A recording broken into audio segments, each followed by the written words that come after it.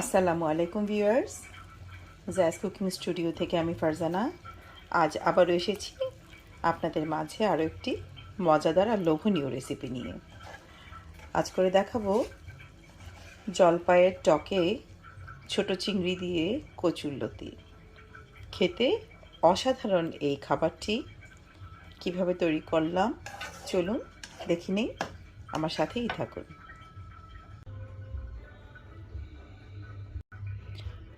ছোট চিংড়ি দিয়ে কচুরলতির মজাদার এই তরকারি রান্নার জন্যে নিয়ে নিয়েছি আমি 2 প্যাকেট ফ্রোজেন কচুরলতি।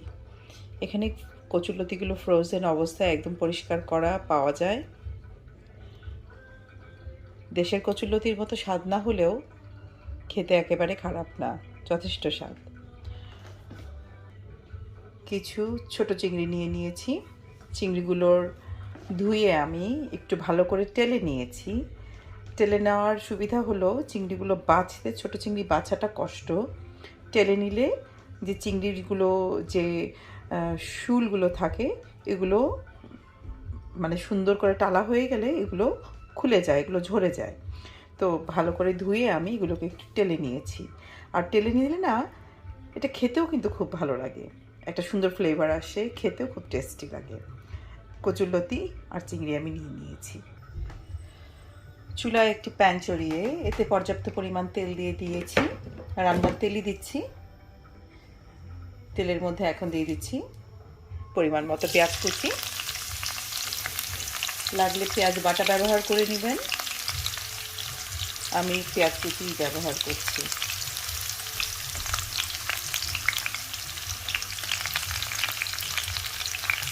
কচুরলতি ছোট চিংড়ি, শুটকি কিংবা ইলিশ মাছের মাথা দিয়ে খেতে কিন্তু খুব মজা।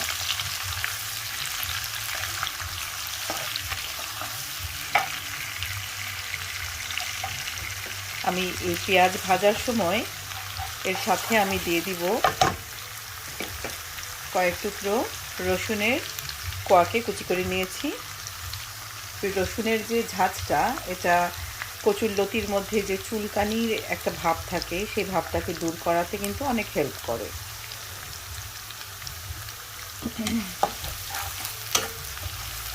একটা টক জাতীয় জিনিস এর মধ্যে অবশ্যই অ্যাড করতে হবে যাতে চুলকানি ভাবটা একেবারেই না থাকে। আর কচুর মধ্যে যে আয়রন আছে সেই আয়রনটাকেও বডিতে অ্যাবজর্ব হওয়ার জন্য আসলে একটু ভিটামিন সি এর প্রয়োজন, একটু টক জাতীয় কিছুর প্রয়োজন। তো আমি দুটো জলপাই নিয়ে নিয়েছি। এই জলপাইগুলো ফ্রোজেন জলপাই, আমি দুটো নিয়েছি, এর বেশি নেইনি। বেশি টক হলে আমার হাজব্যান্ড আবার খেতে পারবে না। দুটো নিয়ে নিয়েছি। একটু ফ্লেভার বেরোলেই এর মাঝে আমি অ্যাড করে দিব 1 চা চামচ রসুন বাটা আর 1/2 চা চামচ আদা বাটা একসাথে করে নিয়েছি। রসুনের পরিমাণটা বেশি দিচ্ছি।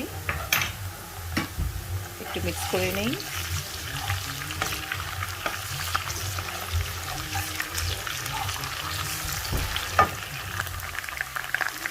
দিয়ে দিচ্ছি পরিমাণ মতো হলুদের গুঁড়া, আপনারা আপনাদের পছন্দ অনুযায়ী অ্যাড করবেন। দিয়ে দিচ্ছি লাল মরিচের গুঁড়া, 1 চামচ দিচ্ছি আমি কাশ্মীরি লাল মরিচের গুঁড়া। ঝালটা আপনারা দিয়ে খাবেন নিজেদের মতো।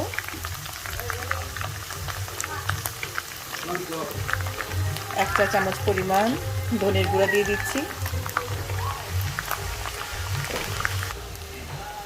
পরিমাণ মতো লবণ দিয়ে দিব, লাগলে পরে অ্যাড করা যাবে। সামান্য গরম পানি মিশিয়ে মশলাগুলোকে কষিয়ে নিব। মশলাগুলোকে আমি তেল উপরে উঠে আসা পর্যন্ত ভালো করে কষিয়ে নিব। মশলা কষানোর এই পর্যায়ে আমি জলপাই দুটোকে দিয়ে দিব আর দিয়ে দিব গুঁড়ো চিংড়িগুলো। এগুলোকে আমি একটু ভালো করে কষিয়ে নেব।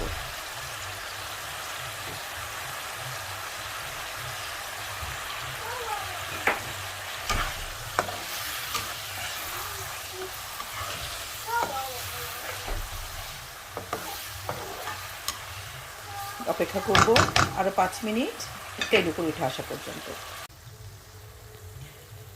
মশলাগুলো আমার ভালো করে কষানো হয়ে গেছে। অলরেডি খুব সুন্দর একটা ফ্লেভার বেরিয়েছে ভিউয়ার্স। দেখে বুঝতেই পারছেন খুব সুন্দর একটা কালার যে এসছে এর মধ্যে। এখন এর মাঝে দিয়ে দিচ্ছি কচুর লতিগুলোকে, সবগুলোকে একসাথে দিয়ে দিচ্ছি। একটু ভালো করে মিশিয়ে নিব। ভালো করে মিশিয়ে নিয়েছি কচুর লতিগুলোকে চিংড়ি মশলা আর জলপাইয়ের সাথে। এর মধ্যে কোনো পানি অ্যাড করব না। ঢাকনা দিয়ে মিডিয়াম টু লো আঁচে রান্না করব। অ্যাডিশনাল পানি দেওয়ার কোনো প্রয়োজন নেই, কচুরলতি থেকেই অনেক পানি বেরোবে। আমি এটিকে ঢেকে রান্না করছি 5 থেকে 7 মিনিট।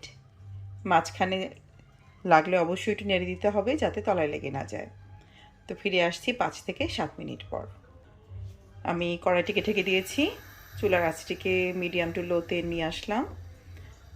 এখন অপেক্ষা করব 5 থেকে 7 মিনিট। ফিরে এলাম প্রায় 7 মিনিট পর। আমার কচুরলতিগুলো সেদ্ধ হয়ে গেছে, রান্না আমার প্রায় কমপ্লিট। আমি আর 2-3 মিনিট অপেক্ষা করেই চুলাটা বন্ধ করে দেব। হয়ে গেল ছোট চিংড়ি দিয়ে কচুরলতি রান্না। দেখুন দেখতে কতটা লোভনীয় লাগছে, খেতেও কিন্তু ততটা চমৎকার। আপনারা চাইলে বাড়তি স্বাদ আর ফ্লেভারের জন্যে কয়েকটা কাঁচামরিচ অ্যাড করে নেবেন। গরম ভাতের সাথে খেতে খুবই ভালো লাগবে। যদি রেসিপিটি ভালো লেগে থাকে বাসায় একবার অবশ্যই ট্রাই করবেন। ভালো লাগলে কমেন্ট বক্সে গিয়ে কমেন্ট করে জানাবেন কেমন লাগলো। আর আমার চ্যানেলে গিয়ে চ্যানেলটিকে লাইক, শেয়ার এবং সাবস্ক্রাইব করবেন। ফিরে আসবো আরও একটি রেসিপি নিয়ে। আসসালামু আলাইকুম।